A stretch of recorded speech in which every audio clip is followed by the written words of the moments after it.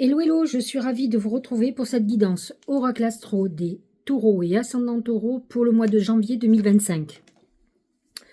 Vous le vivez, vous le subissez depuis plusieurs années, Uranus est dans votre signe et vous a amené quelque peu de l'instabilité, des événements survenus que vous n'imaginiez pas et qui ont perturbé votre équilibre.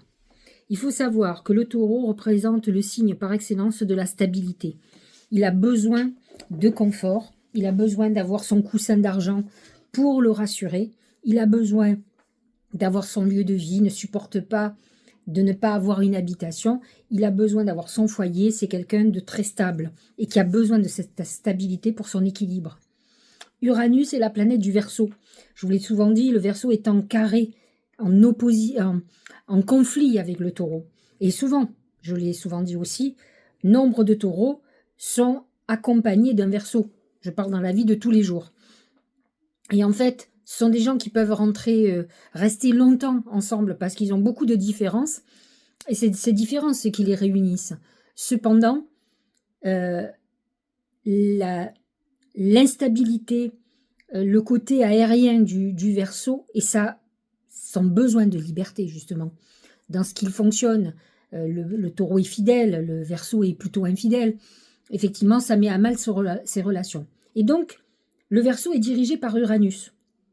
Donc, cette tension va dans cet aspect que Uranus est positionné dans le taureau. Il amène cette tension pour les taureaux, qui en fait se dit, mais tout peut arriver, donc je suis sur le qui-vive, c'est difficile.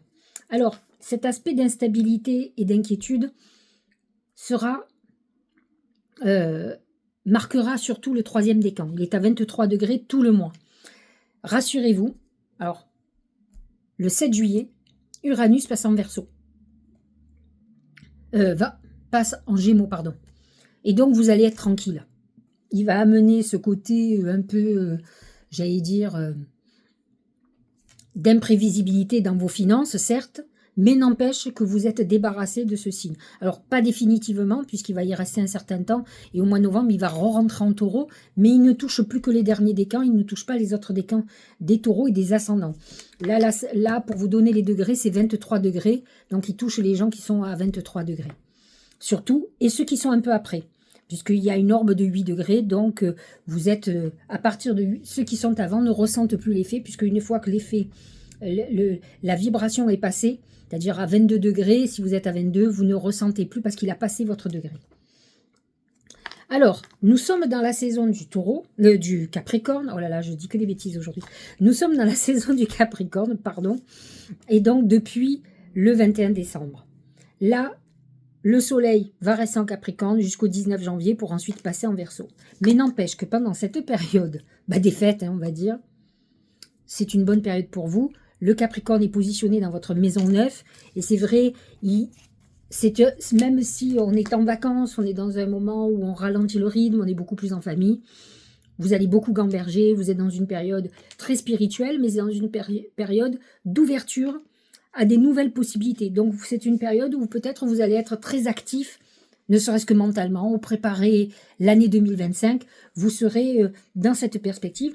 D'autant plus que Mercure sera en Capricorne aussi du 9 janvier au 28 janvier, sachant que Mercure, c'est tout ce qui concerne l'administratif, les contrats et le mental.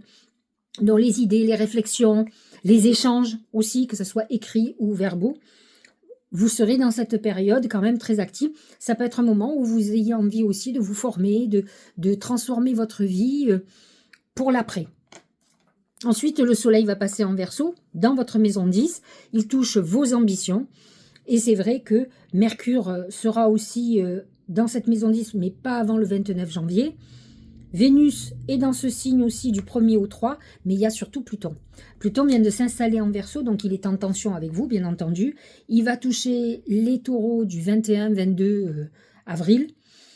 Il amène des transformations profondes dans votre vie professionnelle et dans vos ambitions. Il est possible que vous ayez perdu votre boulot, ou que vous ayez eu des déconvenus professionnels. Et là, c'est l'heure de la transformation. Vous allez vouloir peut-être beaucoup plus de liberté dans vos actions, dans votre manière de penser. Peut-être être vous employé et vous avez décidé de travailler à votre compte. Enfin, Il y a quelque chose qui se prépare pour vous et qui va toucher d'abord les premiers décans. Les planètes en poisson. Alors, elles sont positionnées dans votre maison 11, qui est une maison amie, de protection.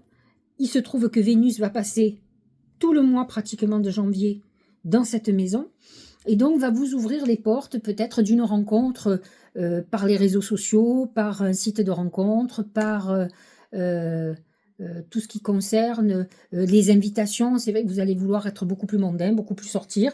Et effectivement, vous pourriez faire une très belle rencontre à ce moment-là. En tout cas, c'est un moment où vous aurez envie d'exprimer vos sentiments. Vous pourriez avoir une amitié amoureuse qui se transforme en grand amour. En tout cas, c'est par un réseau ou par un relationnel que vous pourriez faire une très belle rencontre. Saturne est positionné dans cette maison 11. Vous pouvez avoir quelqu'un autour de vous, beaucoup plus âgé, ou des personnes qui sont là, qui vous soutiennent, qui vous conseillent. Vous allez peut-être changer aussi vos amitiés. Hein, il y a peut-être une restructuration à ce niveau-là. Neptune en poisson est dans votre maison 11 aussi. Et donc, effectivement, va toucher le dernier décan. Et il y a pu avoir une trahison amicale ou quelqu'un de très proche, peut-être d'un certain âge, qui est malade. Pas quelqu'un de la famille, mais plutôt quelqu'un des amitiés. Alors, ce qui va être intéressant aussi, c'est que le nœud nord était en bélier jusqu'au 12 janvier. Et à partir du 13, il va passer en poisson.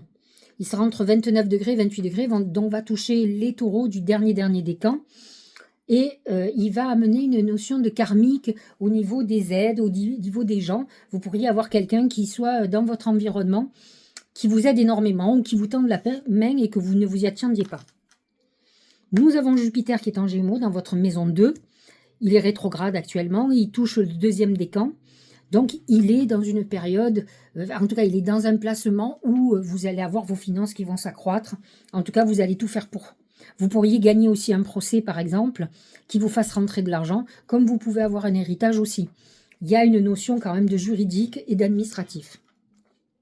Nous allons avoir Mars qui va transiter entre le Lion et le Cancer. Actuellement, au moment où je vous parle, il est en Lion, dans votre maison 4, la maison de la famille et du foyer. Il va y rester jusqu'au 7 janvier. Il peut amener quand même des conflits au niveau du foyer, de la famille et de votre foyer premier, c'est-à-dire enfants, femmes, mari, etc. Mais autrement, au niveau des parents.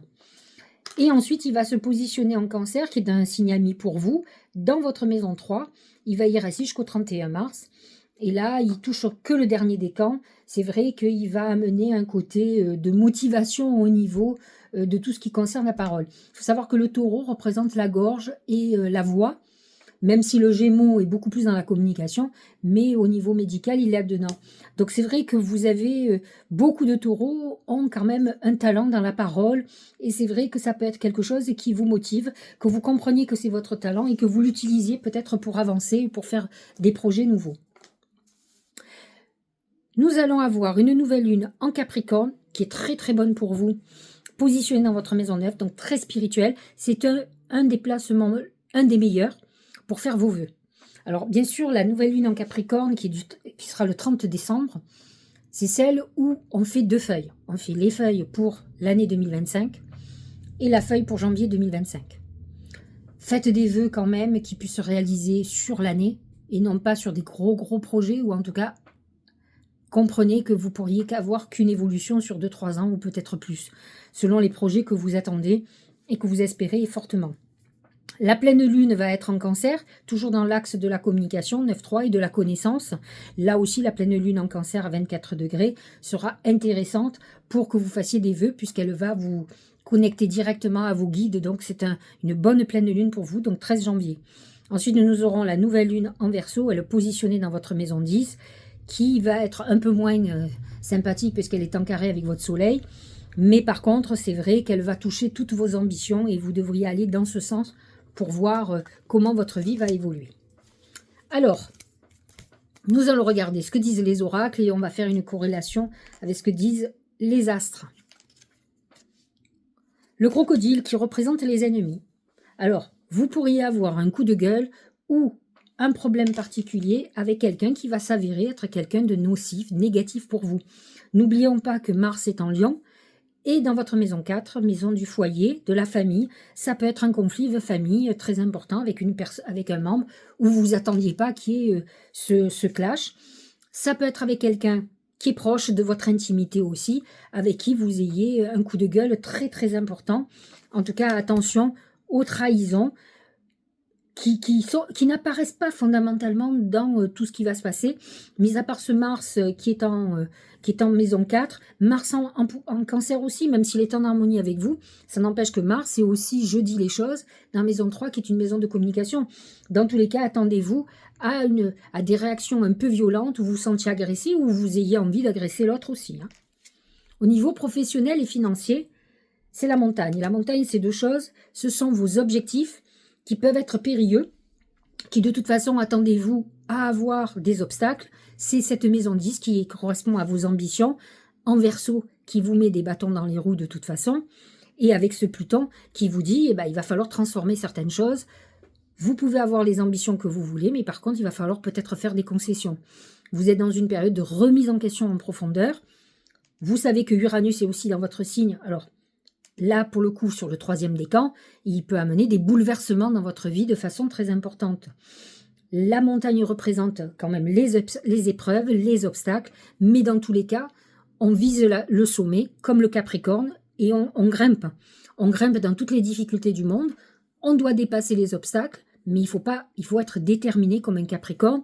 Et les planètes en Capricorne vont vous y aider, surtout ce Mercure, qui va vous donner un mental d'acier, en tout cas jusqu'au 28 janvier, pour pouvoir avancer vers vos objectifs. Au niveau sentimental, c'est le pan. Le pan, c'est la beauté, c'est je pavane, je suis dans une période un peu à faire la roue, vous voyez ce que je veux dire. Donc, vous avez Vénus en Poisson qui est plutôt très favorable pour vous, dans votre maison 11. C'est un moment où on va être très social, où on aura envie de charmer, on aura le charme dans la voix et dans les discussions, que vous soyez homme ou femme. Vous avez une période où vous allez vous occuper de vous et de votre beauté. Vous allez beaucoup plaire. À vous de saisir l'opportunité. Vous pourriez avoir une histoire avec quelqu'un que vous connaissez ou qui est dans votre entourage. Une amitié amoureuse. On n'est pas obligatoirement dans le grand amour là. Mais en fait, ce qu'on a besoin, c'est qu'on nous flatte, on s'occupe de nous, on soit le centre du monde. Les taureaux, ils ont besoin d'être un peu chouchoutés. N'oublions pas que c'est un signe vénusien qui aime l'amour et qui a besoin d'être au centre de toutes les préoccupations. Ils aiment les massages, ils sont très tactiles, ils ont ce côté très doux aussi, hein, surtout dans l'amour.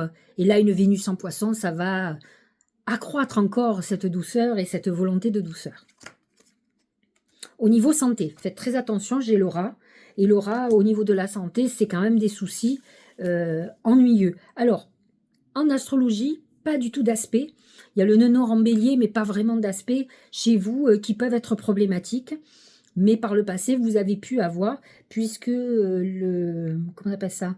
C'est le scorpion qui est dans votre maison 6. Non, le scorpion est en maison 7. Donc, ça veut dire que c'est la balance qui est dans votre maison 6. Et là, j'ai aucun aspect, aucune planète en maison 6. Mais faites très attention. Vous pouvez être... Vous savez, le taureau est un ruminant. Et à force de ruminer, il fait des somatisations. J'ai beaucoup de taureaux qui ont des problèmes d'angoisse et qui ont des, des allergies, des trucs où ils ont l'impression qu'ils ne vont pas s'en sortir, qui se déclenchent des maux et des problèmes psychologiques, donc des dépressions, mais qui viennent parce qu'ils ruminent. Donc à un moment donné, il faut arrêter de ruminer, il faut regarder vers l'avenir et laisser faire la vie.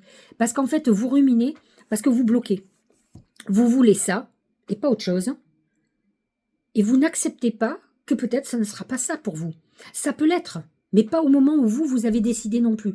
Il y a un problème de temps, il y a un problème de choix. Et donc, tant que ça ne sera pas le temps, vous allez souffrir. Mais avec toutes les maux de la terre. Donc faites très attention. Alors, j'ai demandé à mes guides comment la chance allait se manifester pour vous. C'est très surprenant, je vais vous le montrer. C'est le désert. Le désert, c'est les épreuves initiatiques. C'est le moment où on apprend. Et donc, c'est vrai que c'est compliqué, dans le sens où ça passe toujours par le vide, par la frustration, par le manque. Le désert, ça veut dire ce que ça veut dire. Ça veut dire je n'ai plus d'emploi, je n'ai pas d'argent, je n'ai pas d'amour, ou je n'ai pas ce que moi je veux.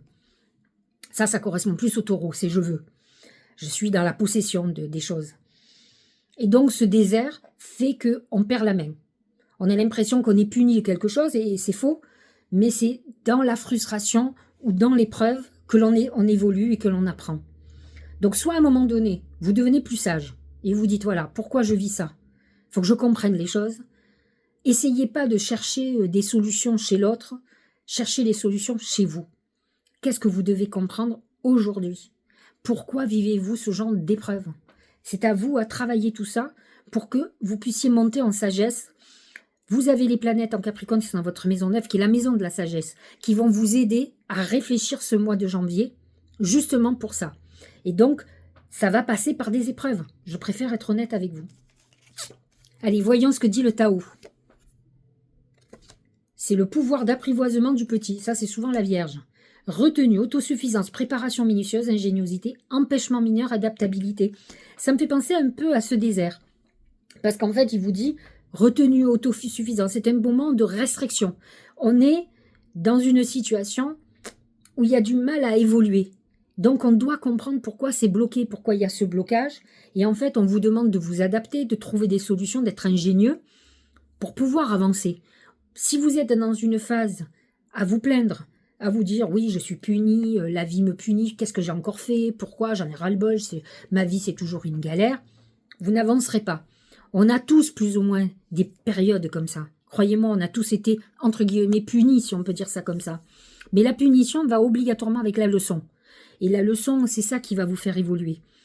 C'est difficile, je l'avoue, de trouver parfois la raison à une détresse, à quelque chose qui nous fait mal. Mais j'ai envie de vous dire, comme le taureau a tendance à dire « je veux ». Ce que je vais vous dire, je le dis à toutes mes clientes, quel que soit le signe en consultation. Je leur dis, il faut que vous appreniez à savoir que ce que vous voulez n'est pas obligatoirement ce qui va être bon pour vous. Si ce n'est pas bon pour vous, tout va tourner de travers. Dans la vie, on sait déjà plein de choses. On sait déjà, si demain on s'associe avec telle personne, on connaît déjà le problème. On le sait. Et ce problème, j'appelle ça moi des grains de sable, va devenir un rocher. Quand on fait une histoire amoureuse, c'est la même chose. Un truc simple, si vous vous mettez avec quelqu'un qui n'est pas libre, vous devez savoir que vous allez pleurer. Que vous soyez un homme ou une femme, vous savez que vous allez attendre. Vous devrez vous rendre disponible pour l'autre et pas l'inverse. Parce que vous, vous êtes libre et que l'autre, il n'est pas libre. Il y a des logiques à intégrer et arrêtez de vous prendre la tête parce que c'est logique, ça ne vous plaît pas. Quand on rentre dans une situation, on doit la voir. C'est le même principe que si demain vous faites une guerre. Mais si tous les gens qui faisaient une guerre, ils faisaient abstraction du positif et du négatif, ils perdraient toutes les guerres. Ils tueraient tout le monde. Les gens qui font la guerre, ils évaluent l'ennemi. Quelles sont leurs capacités d'hommes, quelles sont leurs capacités d'armes, etc. Mais quand vous vous mettez dans une situation, dès le départ que vous connaissez et qui est bloquée, vous savez que ça va être compliqué. Faut pas s'étonner. Faut pas penser que vous êtes Wonder Woman ou Superman. Ça n'existe pas. Vous devez être conscient des choses. Il faut faire les choses en conscience et pas comme vous pensez que ça va s'arranger. Ça n'existe pas ça. Vous savez, ça me fait penser à toutes ces femmes qui se mettent avec un homme. Quand elles rencontrent l'homme, elles se disent « celui-là, il sera super quand il sera comme ça, comme ça, comme ça ».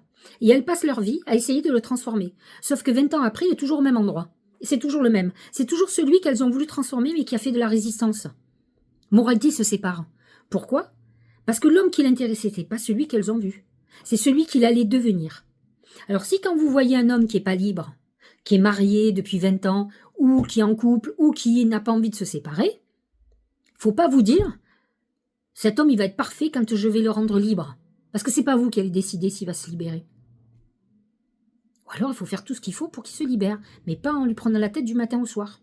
Il faut, dans la vie, se mettre des objectifs possibles. C'est la même chose quand on fait des vœux. Si vous demandez, par exemple, d'acheter une maison à 700 000 € alors que vous êtes au RSA, ça va être compliqué, surtout si vous ne devez pas avoir d'héritage dans votre vie. Vous comprenez? Ça veut dire qu'il va falloir remonter les manches et que vous allez trouver des projets pour qu'un moment ne vienne. Il n'y aura pas de miracle sans que vous fassiez un petit peu. C'est-à-dire que si vous voulez qu'il y ait une maison qui se construit, il va falloir commencer les fondations. C'est comme ça le principe. Les vrais miracles n'existent pas, mais par contre, nos impulsions font qu'on va vers cette réalisation. J'espère que ça vous aura aidé et que ça vous fera bien commencer l'année 2025. La transmutation. C'est le moment de compter sur votre guérisseur intérieur. Bien sûr, nombre de taureaux, puisque vous êtes en période d'épreuve et de leçons de vie, vous êtes dans une transformation intérieure. Si vous vous posez les bonnes questions, vous allez y arriver. D'autant plus que dans quelques temps, Uranus va quitter votre signe, vous allez souffler, il va se positionner en maison 2. Ça va toucher les finances, certes, mais ça ne veut pas dire que ça sera négatif. Mais vous allez retrouver votre stabilité. Parce que pour le moment, Uranus il a donné tout, sauf ce que vous imaginiez. Voilà. Ça a été l'inverse de ce que vous espériez. Là, actuellement, en plus, on a Pluton qui se positionne sur les premiers décans, ceux du mois d'avril. Donc, là aussi, ça va être compliqué. Parce qu'il va pas vous faire ce que vous voulez. Vous êtes rentré dans une période de résistance en face de vous. Donc, soit vous devenez très spirituel et vous comprenez que vous ne décidez pas de tout, vous faites ce que vous pouvez, mais vous arrêtez de trépigner comme un enfant gâté qui veut ça et rien d'autre. Si vous voulez ça, c'est pas le problème. C'est pas moi qui vais pleurer et qui va être malheureux ou malheureuse. Ça, c'est sûr. À vous de comprendre. Regardez, un vent de liberté avec un très beau cœur. Lâcher les lourdeurs de la vie vous connecte au réservoir de la pure création. C'est exactement ce que je vous dis. C'est lâcher prise. Arrêtez de ruminer. Voyez les choses avec objectivité et laissez faire l'univers. Il va vous amener vers votre bonheur. Pas obligatoirement le bonheur que vous avez décidé vous, mais le vrai bonheur. Et là, il y a quand même un très joli cœur. Donc, on rentre dans une période où, effectivement, tout va être possible au niveau de l'amour. Alors, j'ai changé un peu ma méthode de travail. Cette fois-ci, j'ai décidé de rajouter 2 oracles qui sont de Dorine Vertu, qui sont des messages des anges. Le premier, projet professionnel. Poursuivez en toute confiance un nouveau projet professionnel ou une nouvelle opportunité de carrière. On en a parlé, Pluton est sur votre maison 10, vos ambitions et votre plan de carrière, vos projets. Ils transforment tout, c'est-à-dire que vous avez peut-être été en épreuve l'année dernière. Et là, vous êtes en train de trouver plein de solutions qui vont vous ouvrir des perspectives nouvelles. Attention, le taureau a toujours été chanceux. Si vous avez l'impression que vous êtes en malchance, c'est parce que vous n'allez pas dans le bon sens ou sur le bon chemin. Donc tout devient compliqué. Mais fondamentalement, c'est un signe chanceux. Deuxième oracle, il y a quelque chose de mieux pour vous. Ça veut dire ce que ça veut dire. Ça veut dire tout ce que je vous ai expliqué jusqu'à présent, c'est-à-dire que c'est pas obligatoirement ce que vous voulez qui est pour vous. Et c'est pas la vie que vous avez aujourd'hui qui va être celle qui va être au bout du compte. On vous dit, il y a quelque chose de mieux pour vous qui arrive. Donc soyez optimiste. Là, on ne vous dit pas dans des années. Là, c'est pour le mois. Donc ça veut dire que ça peut être pour le mois prochain, par exemple. Donc ce mois-ci, on veut que vous compreniez que ce que vous vivez n'est pas quelque chose de définitif, qu'il y a quelque chose de mieux qui vous attend. C'est intéressant. Réfléchissez bien. Je vous embrasse. Je ne vous souhaite pas encore la bonne année parce qu'au moment où vous allez regarder cette vidéo, on sera encore en 2024. Et je vous embrasse et passez un très bon mois de janvier quand même.